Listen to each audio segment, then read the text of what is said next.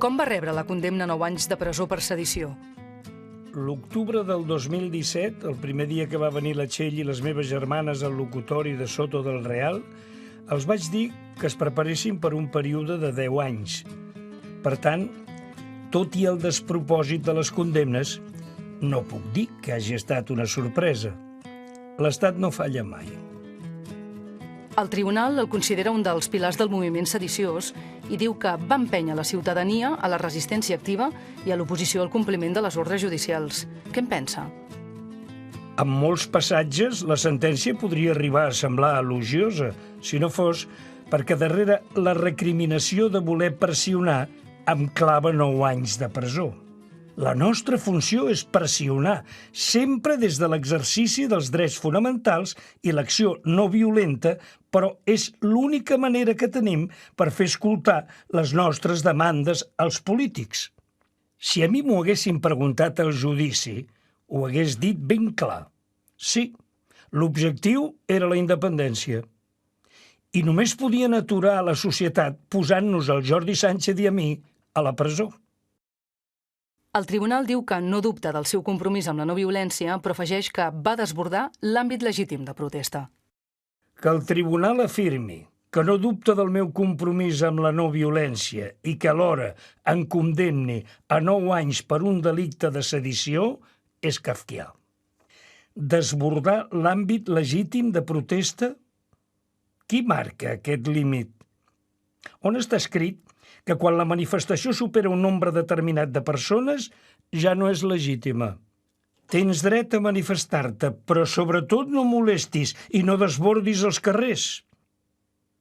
El tribunal també parla obertament de la desobediència civil. Diu, de fet, que pertany a l'essència de la desobediència civil l'actitud d'assumir les conseqüències legals dels seus actes i que vostè n'era conscient. La desobediència civil només pot ser no violenta per definició. I és per això que assumir les conseqüències dels teus actes n'és la principal característica. Per això la sentència no s'aguanta per enlloc, perquè l'exercici de la desobediència civil i la sedició, que vol dir violència, són conceptes antagònics, totalment oposats. Aquesta sentència obre les portes al totalitarisme i afecta directament a la qualitat democràtica d'Espanya per les properes dècades. La sentència condemna drets fonamentals i és també contra tot l'activisme social, des de la plataforma d'afectats per la hipoteca als piquets de vaga.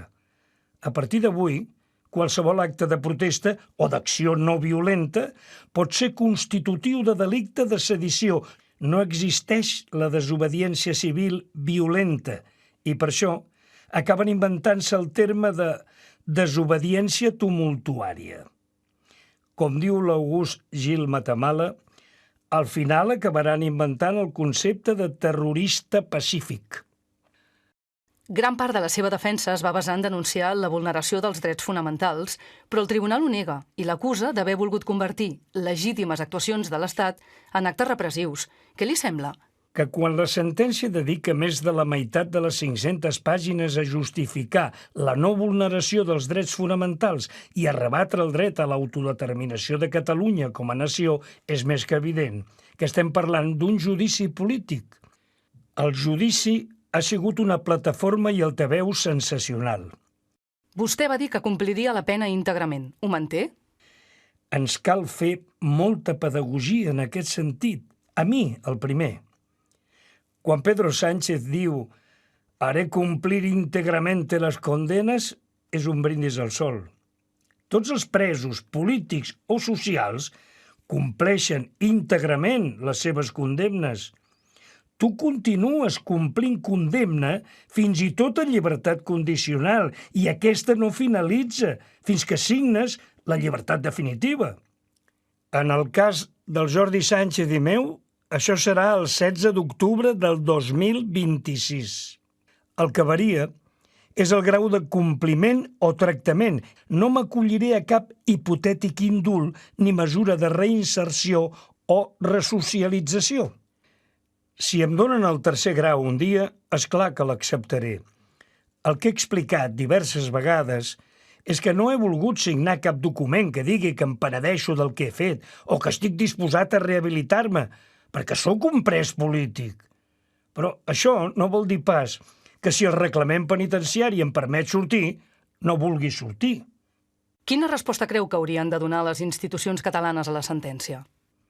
No hem de ser nosaltres qui els hagi de dir al govern o al Parlament què han de fer, però sí que els exigim que trobin una resposta unitària.